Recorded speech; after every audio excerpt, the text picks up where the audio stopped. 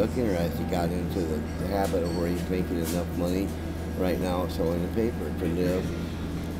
Just make it, get a room, eat, stuff. Sometimes, I think that people get in that rut, too. They don't, I tell them that Street Roots is to get on your feet and get going. If you get in a habit, if you're not haven't been making any money, and then all of a sudden you're making 30, 40 bucks a day, hey, you're living. You got a roof over your head. And that may be enough. That might be enough just to make it, which I don't think is, because that's what you need Street Roots for, is for that jump start, right? And if people aren't cycling through, then it fills up all the vendor slots. Yeah, then they're filling it up and they're getting stuck, and they're not, what's going to happen? What's going to happen down the line? You need to get on your feet. Some people come through are really good. Some people come in and make money right away, and they're really ambitious. They find a job and they're gone. That's the whole idea.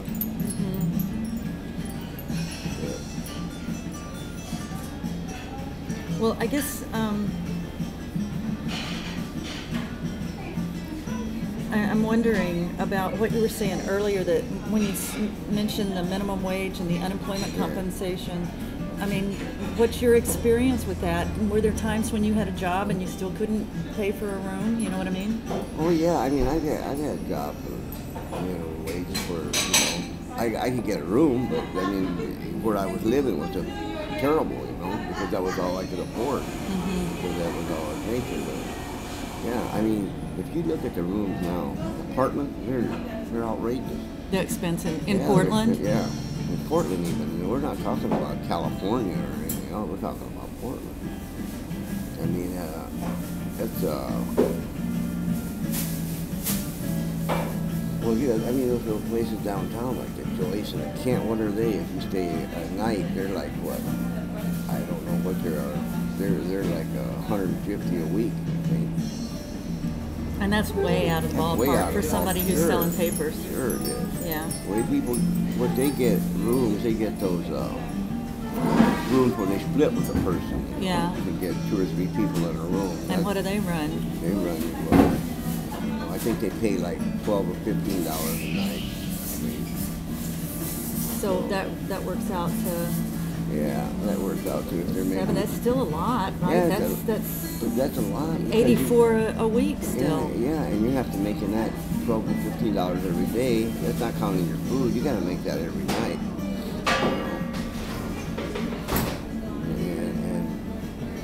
But then when you turn around and think about it, then you have the Salvation Army that the last I heard, they were charging $12 a night to stay there. Really? Or the next year. That's ridiculous. $12 a night.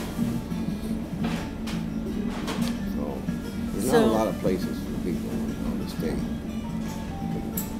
Okay, so this is really back to that this keeping some of the costs the same for a while. Yeah. They need to keep it. I mean, people can't. I mean, let's face it, the wages have been going up. Well, when they do get a raise on the employment or your minimum wage, it doesn't go up very much. I mean, it went up, maybe it went up $1 or $2. It's been so long since the last time. It's been way below what it should be for so long. I mean, what is it right now? That's what I'm thinking. 8 something? It is? Yeah.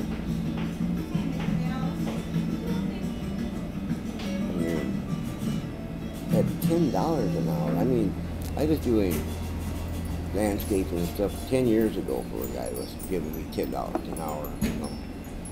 I was living off that. But I mean, it's ridiculous. The minimum wage is way.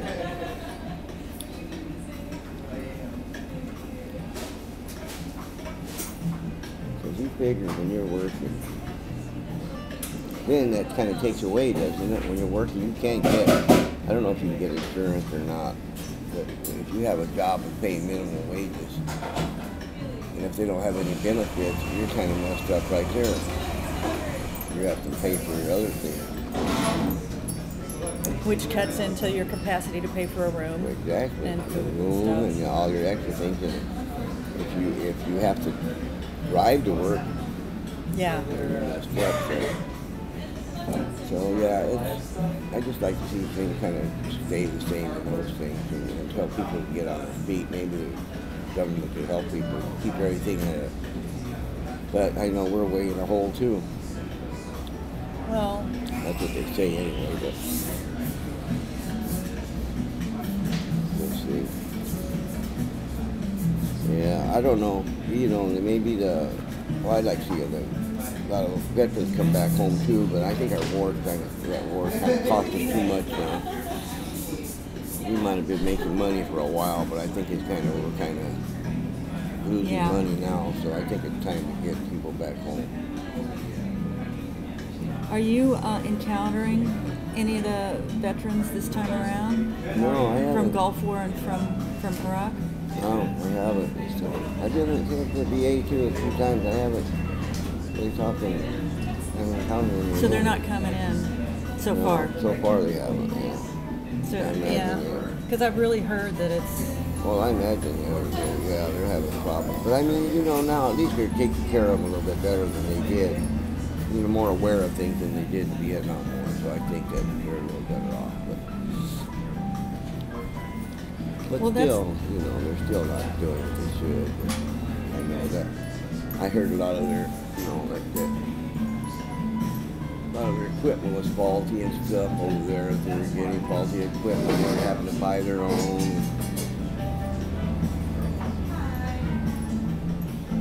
So yeah, the money wasn't being spent on them. They were having to buy their own protective stuff, Yeah, right? yeah. I was from a lady, I don't know if she was a colonel or something. I remember reading an article about it. She said she knew all about that and was going to really complain. She said that, yeah, they weren't getting any of their equipment. She said they were having to buy it. Their gas mask and their black jackets that protect you, like the bulletproof